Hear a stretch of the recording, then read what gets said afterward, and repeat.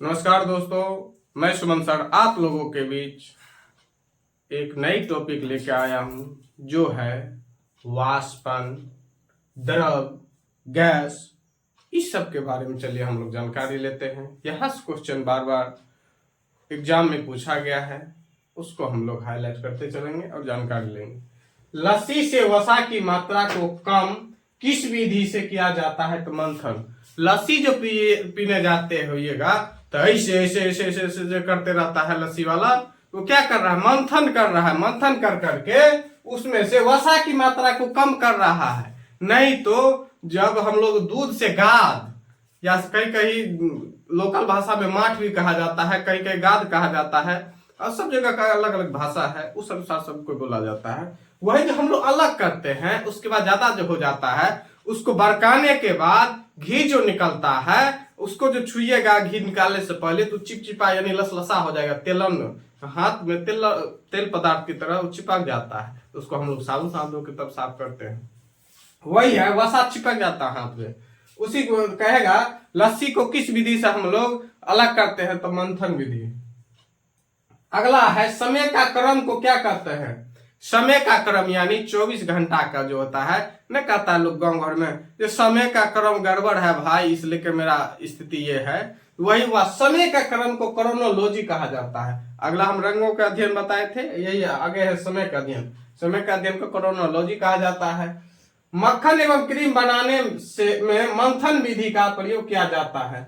मक्खन या क्रीम, हम लोग जो क्रीम खाते हैं 5 रुपया वाला कटोरी वाला, वो या मक्खन, वो जो बनाने की विधि है मंथन के द्वारा बनता है। अब तो आर्टिफिशियल हो गया, 2 बूंद ड्रॉप डालिए, कम से कम 100 पीस मक्खन बना दीजिए।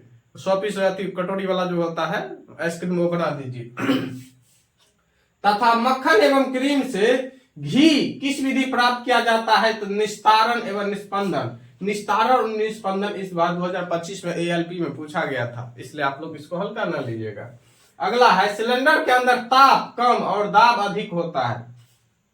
जिस पर हम लोग खाना बनाते हैं उस पर देखिएगा, उसका जो नोबल होता है, ऐसे दाबिएगा तो प्रेशर मारेगा फटाक, तो वो जो प्रेशर मारता है उसमें दाब तो कम है, लेकिन दाब अधिक होने के कारण उसके अंदर जो प्रेशर है अधिक मारता है। ये अंतर जो होता है ताप कम। ठंडा के मौसम में हम लोग गैस यूज करते हैं, पूरा गैस नहीं निकलता है। तो भोज उज में जो होता है, तो जो खाना बनाने वाला होता है बेटर सब, वो क्या करता है, एक गमला ले लेगा पानी या बाल्टी बड़ा वाला, उसमें गर्म पानी डाल देगा, सिलेंडर को रख देगा। सिलेंडर जैसे रख देगा, उसमें से जितना भी गैस होगा वो ऑटोमेटिक निकल जाएगा, क्योंकि अंदर जो ताप है वो कम रहता है। ताप कम रहता है इसलिए प्रेशर, नहीं तो खाना बनता रहेगा तो देखिएगा सिलेंडर पसीना पसीना हो जाता है, क्योंकि उसके अंदर जो दाब दिया गया है फटाफट निकल रहा रहता है। हम लोग छोटका चूल्हा पर बनाते उसमें पता नहीं चलता है, इसी लेके। अगला है पानी एवं CuSO4 के विलयन से कॉपर सल्फेट को अलग किया जाता है। कॉपर सल्फेट को जो अलग करने की विधि होता है उसे हम लोग कहते हैं वाष्पीकरण विधि, यानी भाप बन के उड़ जाएगा। जैसे ही पानी में CuSO4 को मिलाएंगे, ऐसे करके घोल बना देंगे और रख देंगे, तो भाप बन के ऑटोमेटिक सब उड़ जाएगा।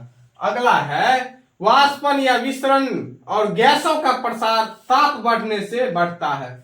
वाष्पन यानी गर्मी जो देते हैं हम लोग, जो गर्म पानी करते हैं तो भाप निकलता है ना, हो खाना बनाते हैं कुकर में तो सीटी मारता है, पानी कहाँ हो चले जाता है पता चलता है, वही वाष्प बन के ऊपर उठ जाता है। गैसों का प्रसार ताप बढ़ने से, यानी गैस का प्रसार ताप बढ़ने से, यानी गर्मी के मौसम में हम लोग के सिलेंडर में गैस जो भरा रहता है पूर्णपण खाली हो जाता है, लेकिन ठंड के मौसम में नहीं होता है।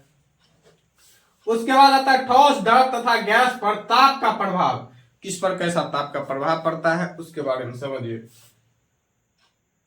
ठोस का द्रव में बदलना, यानी इंग्लिश में कहेंगे मेल्टिंग और हिंदी में कहते हैं गलना।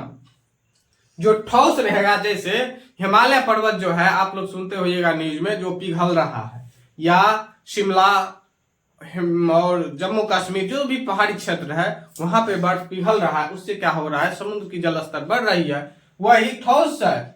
वो बर्फ तो ठोस अवस्था में है, नहीं तो हम लोग जो फ्रिज में जमा के रखते हैं पानी, या सुबह में जो निकालते हैं उसको बाहर छोड़ देते हैं, तो देखिएगा बोतल में पसीना पसीना हो जाता है, और उसमें जो बर्फ जमा रहता है वो धीरे धीरे पिघलने लगता है। उसी को ठोस का द्रव में बदलना, यानी पहले तो ठोस था लेकिन द्रव में बदल गया, तो गलना कहते हैं या मेल्टिंग, हम लोग कहते हैं गल गले अपना भाषा में, वही उसको गलना या मेल्टिंग कहते हैं इंग्लिश में। अगला है द्रव को ठोस में बदलना। पानी को जो हम लोग जमाते हैं फ्रिज में डाल के, उसको कहते हैं फ्रीजिंग, यानी फ्रिज में दे देते हैं और सुबह में निकाल लेते हैं। या दुकानदार सब, अभी छठ का सीजन चल रहा है तो दुकानदार सब क्या करता है, अभी तो उतना ग्राहक है ना, सब तो चले गया है घरे चला गया है, तो लोग क्या करता है फ्रिज 24 घंटा चला के छोड़ देता है। जाइएगा तो आप तो दूध दे देगा जमा हुआ, तो जमा हुआ जो दे देता है, क्योंकि वो द्रव था, दूध तो द्रव है, उसको ठोस में बदल दिया गया है, इसलिए उसको कहते हैं फ्रीजिंग। अगला है गैस का सीधी ठोस के रूप में बदलना। गैस जो है उसको सीधे ठोस के रूप में नहीं होगा।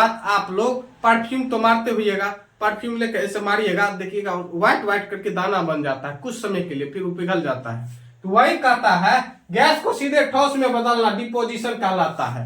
अगला है द्रव का वाष्प में बदलना वाष्पीकरण कहलाता है। द्रव यानी जो भी द्रव होता है लिक्विड टाइप में, उसको वाष्प में बदल देना, यानी द्रव यानी हो गया आपको, जैसे पेट्रोल जो है वो द्रव है, उसको खोल के छोड़ दीजिएगा ऑटोमेटिक उड़ जाएगा, नहीं तो हाथ में ऐसे लीजिएगा तो पूरा ठंडा लगेगा और थोड़ी देर के बाद खत्म हो जाएगा। नहीं तो अभी छठ के सीजन था तो लड़का लोग बोतल में ले लिया होगा, ऐसे ऐसे दिल बना दिया, माचिस मार दिया, अब वीडियो बना के वायरल करता है।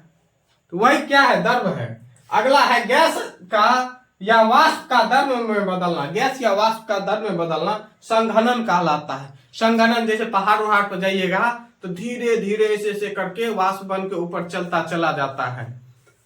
अगला है, इसको सबसे आसान में याद करने की भाषा है सॉलिड, गैस, लिक्विड। सॉलिड को हिंदी में कहते हैं ठोस, गैस को हम लोग कहते हैं वाष्प और लिक्विड को कहते हैं पानी। जब सॉलिड से गैस बनेगा तो ऊर्ध्वपातन सब, यानी इंग्लिश में कहते हैं सब्लिमेशन। या गैस से जो सॉलिड बनेगा उसको हम लोग कहते हैं डिपोजिशन।